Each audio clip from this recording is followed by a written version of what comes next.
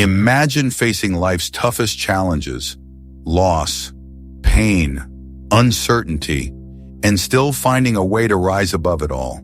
Not just surviving, but thriving. Picture yourself right now in that moment of crisis. Your phone keeps buzzing. Bills keep stacking up. A message hits your screen. Bad news, no warning. And for a second, your chest feels tight. The ground beneath you feels like it's giving way. Maybe it's a layoff. Maybe it's a betrayal. Maybe it's your health. Or maybe it's just the slow pressure of too many responsibilities and too little rest.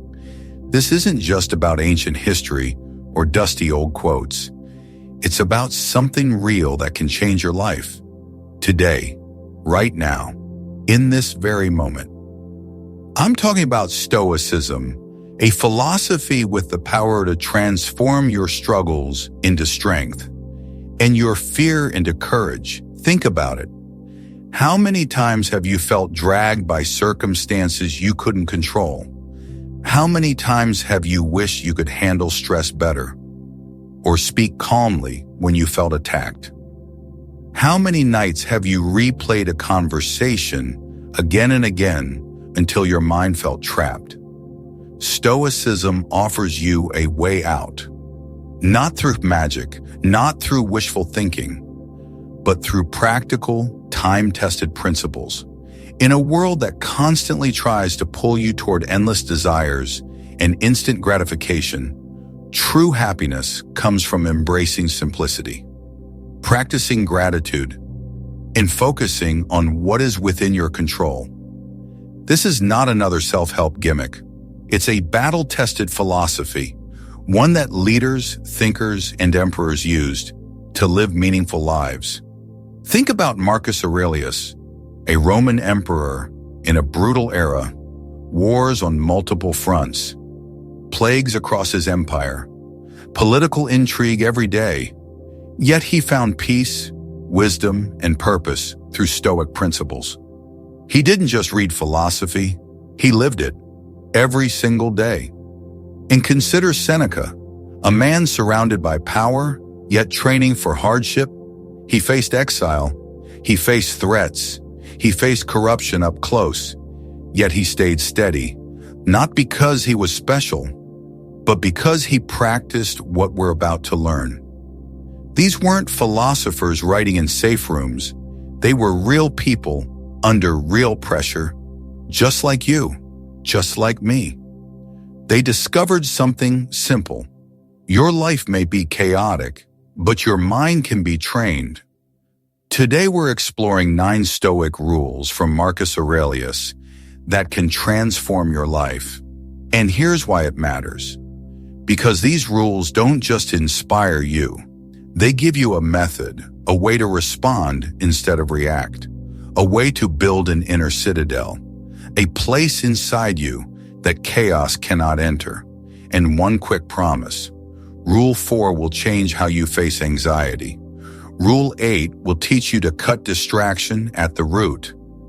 These principles have stood the test of time. For over 2,000 years, they guided people through every imaginable challenge. They're practical, actionable, immediately applicable. Whether you're dealing with work stress, relationship tension, or private struggles, these rules give you direction. They aren't complicated theories that demand a PhD. They're simple truths that reshape how you see the world and how you live. Each rule builds on the next. Together, they form a framework for purpose, peace, and resilience. By the end of this video, you'll have 9 tools to strengthen your mind. Tools you can use in a hard conversation. Tools you can use in a lonely season. Tools you can use when you feel pressure to become someone else. And tools that help you stay who you are. Tools that helped millions across thousands of years. Before we go on, do one small thing. Take a breath right now. Notice your thoughts. Notice your body. Stoicism starts here. Not in books, not in quotes, in the split second between stimulus and response. Stay with me through these 9 rules, because one rule alone helps, but the full set changes everything. If you're ready to transform your life through ancient wisdom, drop a comment below. I choose a better life. And if you haven't subscribed yet, hit that subscribe button now. This channel is your daily dose of Stoic wisdom. Every single week, we explore principles that make life meaningful through timeless philosophy. Together, we're building a community of people committed to living with wisdom and virtue. Let's begin. Rule 1. Put people first. In a world that measures success by what you have, not what you give, Marcus Aurelius stands tall as a model of leadership. This first rule sounds simple, but it's one of the strongest principles you can practice. Putting people first isn't being a doormat. It isn't pleasing everyone. It isn't saying yes to abuse or disrespect. It's choosing virtue when selfishness is easy. It's recognizing a deeper truth. Your greatest fulfillment comes from service, from contribution, from character. Imagine being the most powerful man in the known world. Every luxury within reach, every comfort guaranteed. You could hide behind walls. You could protect your image. You could keep your treasures and blame the times. But when crisis struck, Marcus chose a different path. A pandemic spread across Rome. Fear filled the streets. Families lost their income. And the empire needed more than speeches. So Marcus did something rare. He began to sell his own possessions, not as a performance, as a lifeline. Gold and silver artifacts, precious gems, works of art and status, symbols of imperial power. He turned those symbols into relief, into food, into support, into hope. In that moment, he showed what leadership is. Not power, not prestige, responsibility, and service. Stoicism was not a hobby for Marcus. It was training, wisdom to see what mattered, courage to act under pressure, justice to put others first, temperance to resist comfort. By prioritizing his people over his own ease, Marcus embodied the Stoic ideal. That true wealth is not what you store, it's what you become and what you give. Now bring this home. Think of your own life.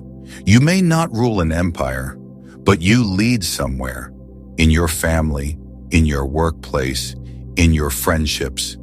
Even in a small room, you can choose virtue. Putting people first can look very ordinary. It can be practical too. You share what you know. You mentor a junior. You make the process clearer. You give credit publicly. You take blame privately, not to look noble, to build trust, because trust is wealth, and trust is earned one small moment at a time. A text to a friend, a check-in you don't post, a kind word in traffic, a calm response at home, help offered quietly, without credit, without control. And here's a modern picture. You're in a meeting. Someone gets blamed unfairly. Your heart says, stay silent. Your conscience says, speak up. Putting people first means you choose the brave sentence. Not a speech, just one line. That wasn't on them. Or at home, your partner looks exhausted. You want to complain, but you choose to listen first. You create safety before you demand comfort. This is Stoic leadership, small, daily, human. And here's the shift. When you put people first, you don't lose yourself. You find yourself. You gain purpose. You gain connection. You gain a kind of peace money cannot buy. Even the old thinkers knew we are built for community. Marcus proved it in action, and you can prove it today. Try this simple practice. One act of service every day. One message that lifts someone. One small help without applause. And keep one boundary. serve without resentment, help without control, give without losing your peace. If you want a clear rule, use this simple filter. Will this help their well-being? Will this keep my integrity? Will this cost my peace? If the answer is yes, do it gladly. If the answer is no, say no calmly. Because Stoic kindness is not weakness. It is strength with direction.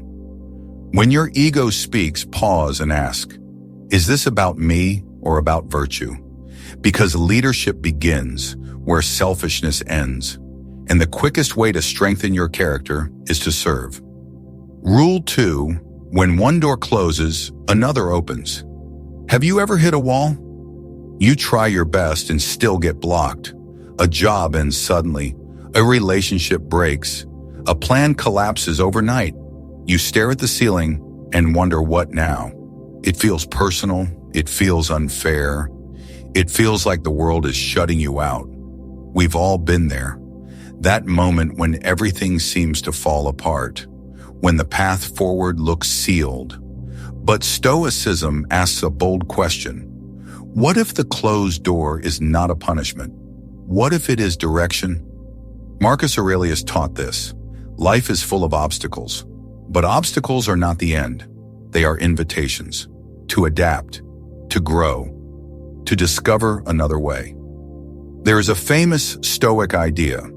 The obstacle becomes the way, not because it feels good, but because it trains you. When one door closes, another opens. The key is learning to look for it and to move toward it. This starts with one skill, separating what you control from what you don't. Epictetus said it plainly. Some things are up to you. Some things are not. You don't control rejection. You don't control delays. You don't control other people. But you control your response, your effort, your next step, your attitude. That is your power. Marcus wrote in his own way that what blocks the path can advance the path. If you use it, if you face it, if you work with it. So when a door closes, don't just react. Don't just complain. Don't just freeze. Do the Stoic reset. Take one breath.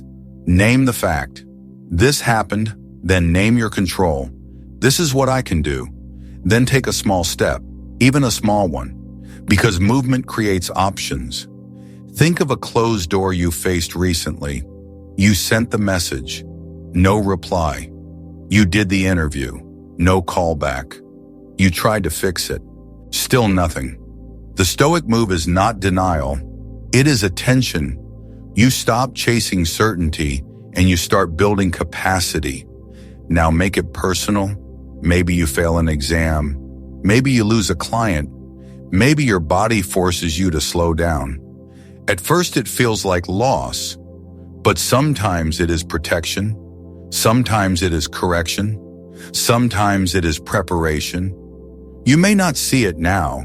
In the moment, a closed door feels final, but months later, you often realize this. If that job stayed open, you would have stayed small. If that relationship stayed, you would have stayed numb. If that plan succeeded, you would have avoided growth. Stoicism doesn't promise comfort.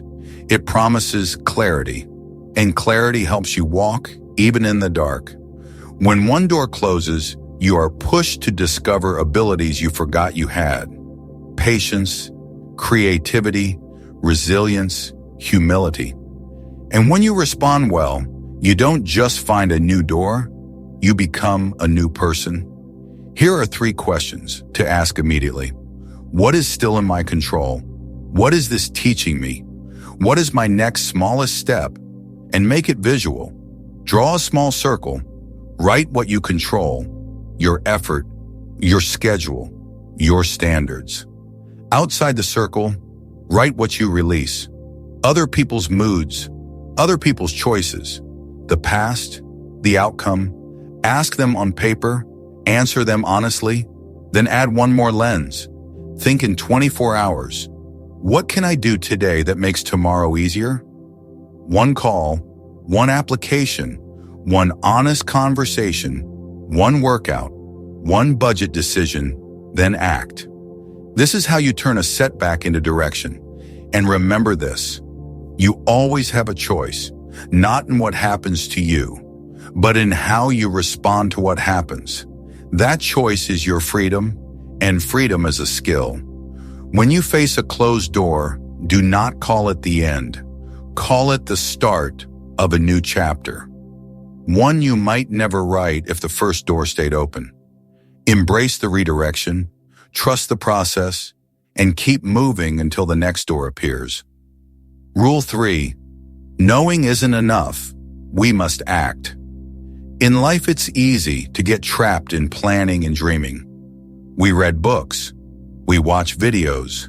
We collect advice. We build perfect plans. And then we wait. We wait for motivation.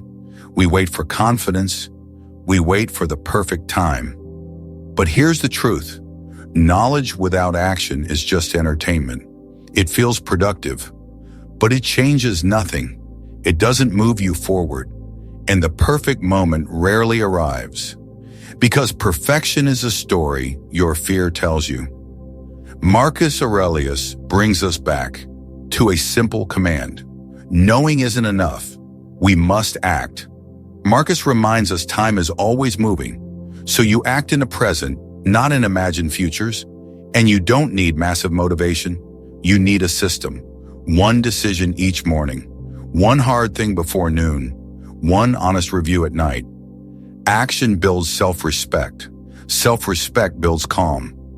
This is how your life starts to change, not tomorrow, not next week, today. This isn't about huge leaps. It's about concrete steps. Most people fail here, not from laziness, from overwhelm. So shrink the task until it cannot scare you. If you can't write a page, write a line. If you can't run 5 miles, walk 5 minutes. Momentum is stoic. It is built. Small actions taken daily, because procrastination is the enemy of progress. It's the gap between knowing and doing, and that gap is where dreams die. So use this stoic rule.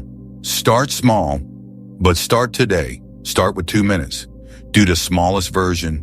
Write the first sentence. Open the document. Put on the shoes. Step outside. Then do one thing more. Put it on your calendar. A real time, a real place. Because vague plans create vague lives. Make it simple. Decide the next action. Reduce it until it's easy. Do it before you negotiate. Then do it again. Tomorrow. And the day after. Because what you repeat becomes who you are. This idea of taking action, moving step by step toward your goals, is the heart of Stoicism. The Stoics taught us to live according to nature, and part of human nature is not just thinking, not just planning, but doing. We were not designed to only imagine life. We were designed to live it, to act, to create, to move forward. Marcus Aurelius understood this. He was not only a thinker, he was an emperor, a ruler forced to decide and then act for millions of people every single day. He didn't get the luxury of endless planning. He had to act now. His words come from experience, a reminder that your potential is built by actions, not just thoughts. So how do we overcome the inertia that holds us? How do we move from dreaming to doing? Use this Stoic protocol. Make it simple. Make it real. First, choose one clear goal, not 10 goals. One goal. Second, shrink the first step down to 2 minutes. So small it feels easy. Third, do it immediately. Before you negotiate, before you overthink. Start small, but start today. Don't wait for a perfect plan. Don't wait for perfect clarity. Start with what you have. Start with what you know. Then learn as you go. Aristotle said it clearly. We are what we repeatedly do. Excellence is not one act. It is a habit. That's the secret. Small actions, done daily, Build a strong life.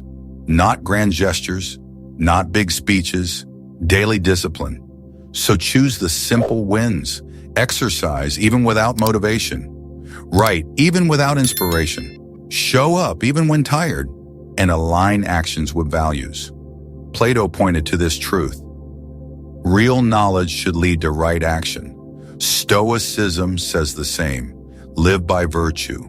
Live by reason. Take steps that match your highest ideals. That is how you move toward the good life, one step at a time. And remember this, you don't need to see the whole staircase. You only need one step, then the next. Then the next. Action beats perfection every single time. So here's your question. What is one small thing you can do today to move forward? Do it. Don't plan it longer. Don't decorate the idea. Just do it. That is the Stoic way. Rule 4. Anxiety comes from within. Discard what you can't control. In the quiet moments, when the noise fades, we are left with thoughts. And for many people, those thoughts become anxiety. A racing heart, a tight chest, a mind running ahead, replaying the worst outcomes. It's in moments like this that Marcus realized something. Anxiety does not come from the world itself. It comes from within, from our judgments, from our stories, from what we tell ourselves about what might happen. Now listen carefully. This does not mean you choose to feel anxious. Anxiety can show up fast, automatic, uninvited. But here is the Stoic point. You can choose your response. You can choose your focus. You can choose what you feed. Stoicism trains this skill. Focus on what is yours. Release what is not. The Stoics taught it plainly. We may not control events, but we control our judgments, our perceptions, our reactions, and that is power. Think about modern life. You refresh your inbox. One message from your boss. Your stomach drops. Your mind runs ahead. You imagine losing everything. Or you check your phone. A text feels cold. You assume rejection. Or you watch the market move. Numbers go down. Your peace goes with it. Most anxiety works like that. Not from facts alone, but from meaning we attach. So how do we discard it? How do we find freedom? Start with the core mistake. Anxiety often comes from trying to control the uncontrollable, the future, other people's opinions, outcomes you cannot force. Marcus reminds us, these concerns are outside us, so they should not rule our minds. Here is the Stoic division. 2 categories only. What you can control and what you cannot. What you control is this: your thoughts, your choices, your actions, your values, your responses. What you cannot control is this: the weather, other people, the past, the future, external events. When you focus on your part, anxiety starts to loosen because you stop fighting reality. You start working with it. Use this 2-minute reset. When anxiety rises, pause. Name the feeling quietly. Anxiety is here. Then ask one question. Is this in my control? If the answer is no, release it on purpose. Exhale. Let the shoulders drop. Then choose one action, one small action you can do. Send the email, drink water, write the next line, take a short walk, return to what is yours. That is how peace is built. Plato spoke of knowing yourself. Because self-knowledge brings mastery, Stoicism agrees. Watch your thoughts. Study your judgments. Socrates praised examination because many fears collapse when questioned. So question your anxiety. What am I really afraid of? Is it a fact or a story? What can I do right now? What can I release today? Most worries do not survive clear questions like these. Discarding anxiety is a practice, not a one-time trick. You observe the feeling. You refuse to obey it. You return to control. again and again. And remember this, anxiety is not your enemy. It is a signal you are trying to control what you can't. When you see the signal, you redirect your energy toward what you can change. That is where power lives. That is where peace grows. Rule 5. Well begun is half done. Start your day with purpose. How you start your morning sets the tone of your mind. Think about your typical morning. Do you wake up and grab your phone? Do you scroll in bed? Do you begin the day reacting to everything? Or do you begin with intention, with purpose? Marcus Aurelius understood this. Even with massive responsibility, he built grounding routines, not to be rigid, but to be ready. Before the empire demanded him, Marcus would retreat. He would journal, not as poetry, as preparation. He would remind himself what truly matters. He would rehearse obstacles. He would choose his response. He would set intentions. This is why the saying fits. Well begun is half done. A strong start creates momentum. Momentum protects your focus when the day gets loud. Here is a Stoic morning plan. Simple and repeatable. Step 1, preview your day. Ask what's ahead. Step 2, name the obstacles. What might test me today? Step 3, choose one virtue. Patience, courage, justice, temperance. Step 4, pick one action. One non-negotiable action. Then do it early, before distractions multiply. Aristotle said it well. Excellence is a habit, so your morning habits shape your character. Your routine is not a schedule, it is a vote for who you become. Small actions, repeated daily, compound into a stronger life. 5 minutes of silence, a few pages of reading, 1 page of journaling, a short walk outside, a moment of gratitude. Your routine can be simple. It just must be intentional. Plato spoke of ideals. Stoicism makes it practical. You aim at your best self one morning at a time. And when you start with purpose, you stop being dragged by life. You begin to direct it. You set the direction. You choose the tone. You become the author, not the reactor. If these Stoic rules are helping you feel steadier, make sure you're subscribed so you don't miss the next dose of wisdom.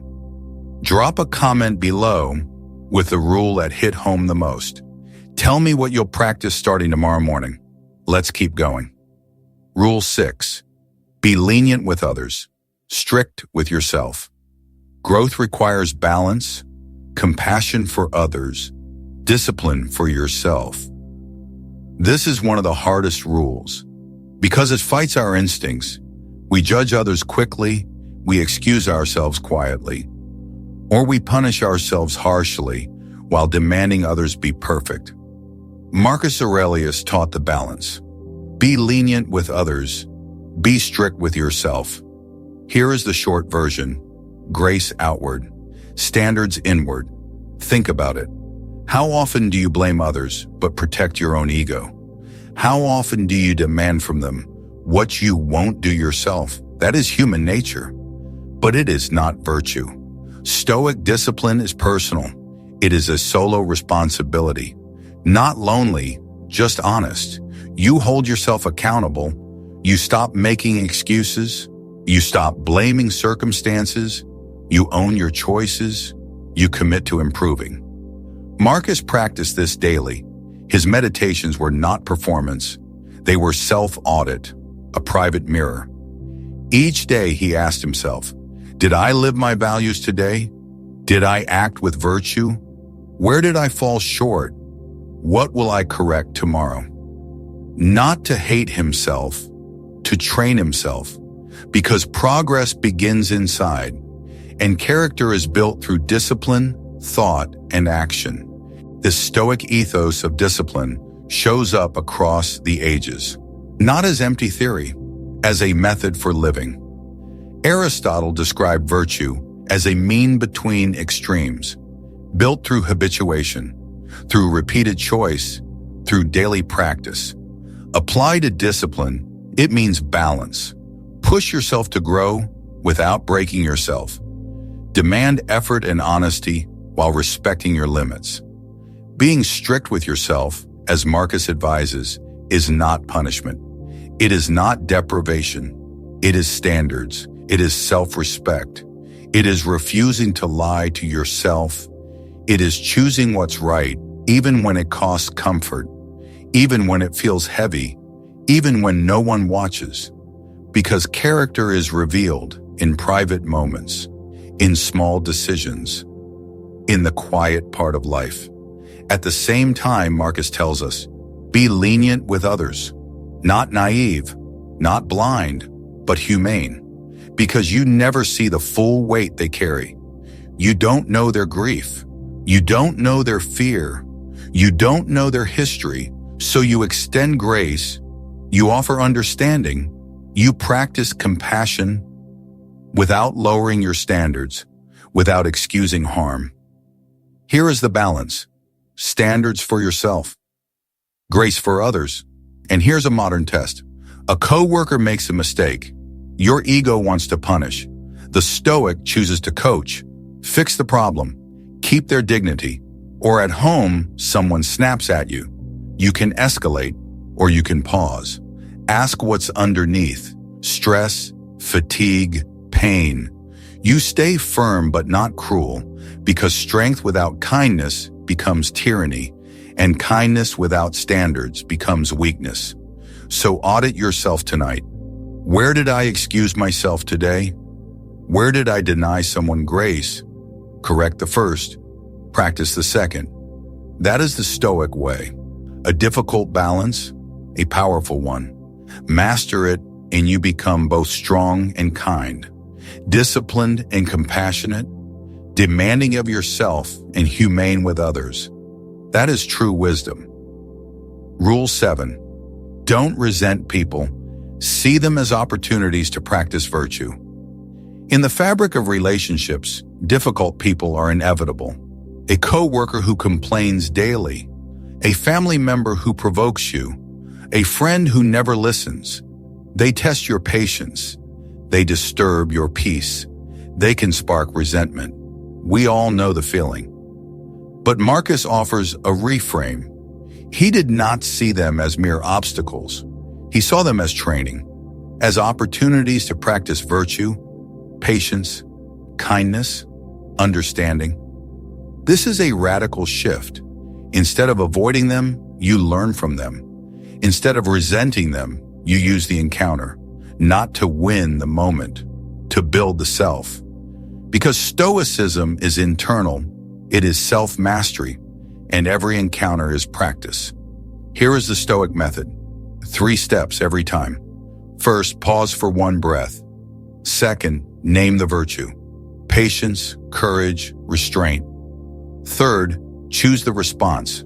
A response you respect later. Stoicism teaches this clearly. You cannot control their behavior. You cannot control their mood. You cannot control their words. But you can control your response. That is your power. That is your choice. So use difficult people as your training ground. If everyone was easy, you would stay untested. If everyone was kind, forgiveness would stay theoretical. If everyone was gentle, you would never grow stronger. But remember this too. Stoicism is not submission. It is not tolerating mistreatment. You can set boundaries. You can protect your space. You can say no. You can walk away. You just do it with clarity, with calm, with dignity, not with rage, not with resentment. One more insight can help. Carl Jung called it the shadow. Sometimes what annoys you mirrors something in you. Not always, but often enough. So ask a better question. What exactly triggered me here? Is it their behavior, or my pride, or my fear, or my old wound? When you see the trigger, you regain control. And Marcus would say, this is the work. To rise above impulse, to refuse the easy anger, to cultivate a deeper patience, a cleaner kindness, a steadier understanding. This path improves relationships, but more importantly, it improves you. So when someone frustrates you, ask yourself 3 questions. What virtue can I practice? What boundary do I need? What response matches my values? That is Stoic strength, not being unbothered by life, but being unruled by others, using every encounter to become better. Rule 8. Is it essential? Focus on what truly matters. We live in a fast world. Endless tasks, endless messages, endless noise. And Marcus asks one question that cuts through it all. Is this essential? Today that question is vital because distraction is everywhere. Social media feeds, breaking news loops, constant notifications, busy schedules that feel important, and days that disappear. You wake up to one alert, you check it for a minute. 40 minutes vanish. Your focus is gone. Your mood is hijacked. And you wonder why you feel tired and behind. So pause and ask it. Is this essential? This question invites you to stop, to reflect, to separate the essential from the non-essential, to choose purpose over noise. Think about your typical day. How much of it moves your real life forward? How much of it just fills time? Most people are busy, but not effective, active, but not focused. Marcus lived with pressure too, yet he chose clarity. He refused to live by external chaos. He lived by internal values. When you know what matters, everything changes. You can say no without guilt. You can say yes without hesitation. You gain a filter, a way to cut noise, a way to protect attention, and attention is your life. So here is the essential filter. 3 questions, simple and sharp. Will this matter in a year? Does this match my values? Does this move the needle? If the answer is no, then release it. Close the tab. Mute the noise. Decline the invite. Delay the reply. Protect your time. Protect your energy. Protect your focus. Because those are priceless, and they should be spent on what truly matters. You don't need perfect minimalism. You need clear priorities. Choose fewer things, do them better, and live with intention. That is what Marcus meant. Is it essential? Use it all day.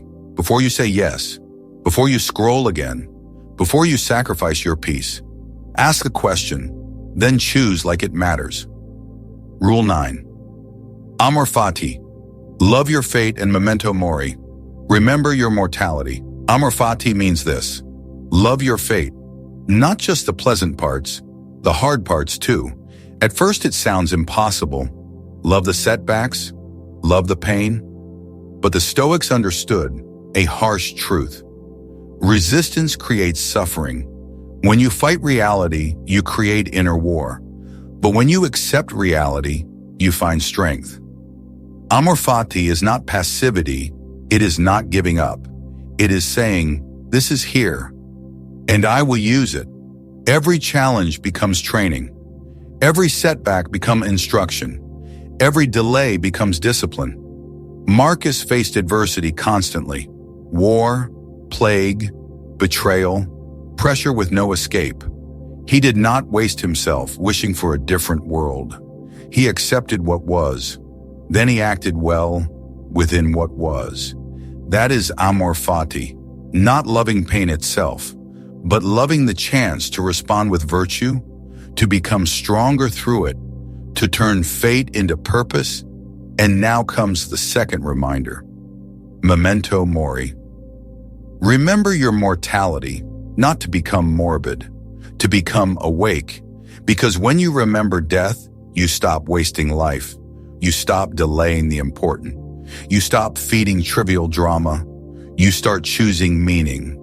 You start choosing courage. You start choosing love.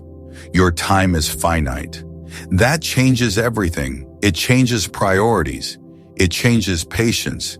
It changes what you tolerate and what you chase. Marcus wrote with this awareness. He treated each day as borrowed time, a chance to practice virtue, a chance to serve, a chance to live well. So use Memento Mori today. Ask one simple question. If time were short, would I still choose this? Would I still be angry? Would I still postpone my growth? Would I still avoid the hard talk? Would I still waste another hour? Let mortality clarify you. Let it sharpen your focus. Let it clean your decisions. Because remembering death teaches you how to live. And when you live awake, you naturally contribute more to your family, to your work, to your community, not from ego, from virtue, from purpose, from love of fate and respect for time. Integrating these Stoic mantras invites a different life, a life of purpose, a life of resilience, a life of steady joy, a life where hardship trains you and time makes you wise. Enriching our lives through the well-being of others, Memento Mori reminds us to focus on the essential, to love deeply, to act kindly, to live meaningfully, because time is finite. Remember this, life is rich with beauty and heavy with challenge, and how you navigate both defines your existence. So let's not just exist, let's truly live, using the wisdom of the past to shape the present with meaning and the future with possibility. Amor, Fati, love your fate. Memento Mori, remember your mortality. Together, these two principles form a powerful framework. When you love your fate, you accept what is. When you remember death, you make it count. Together, they guide you toward purpose and fulfillment. Today, we explored 9 Stoic rules from Marcus Aurelius. Put people first. When doors close, adapt. Knowing isn't enough. Take action. Anxiety comes from within. Return to what you control. Start your day with purpose. Be strict with yourself. Be lenient with others. Don't resent people. Use them as practice. Ask, is it essential? Cut the noise. And finally, remember this. Love your fate. Remember your mortality. These are not museum ideas. They are living principles. They meet you in stress. They meet you in conflict. They meet you in uncertainty. Each rule builds on the next. Together they become a path of wisdom, a path of virtue, a path of resilience. But here is the truth. Knowing the rules is not the same as living them. Stoicism only works when it becomes practice. So start simple. Start today. Here is your 7-day challenge. Pick one rule, the one you need most. Write it down. Put it somewhere visible. Set one daily trigger, morning, lunch, or night. Then practice that rule for 7 straight days. No perfection, just consistency. At the end of the week, add one more rule, then another. Slowly, your life shifts. You become calmer under pressure, clearer under stress, stronger in relationships, more focused in your days, more intentional in your choices. If this message reached you, keep walking this path. Watch the suggested videos on your screen now. There is so much more Stoic wisdom can teach, and we're building something here. A community of people committed to living with wisdom and virtue. So here is the closing. Comment below, I choose a better life. I choose Stoic wisdom. And tell me one thing. Which rule hit home most? What will you practice as starting this week? Subscribe if you haven't yet. Every week, we explore principles that can transform your life. Share this with someone who needs to hear it. A friend in a hard season, a family member under stress, someone searching for meaning. Because these principles help, but only if applied, only if practiced, only if lived. So pick one rule, apply it today, Then come back and tell me what changed. I'll be here reading. Until next time, stay strong, stay stoic, and remember this: you have the power to transform your life. One choice at a time, one day at a time. The journey begins now.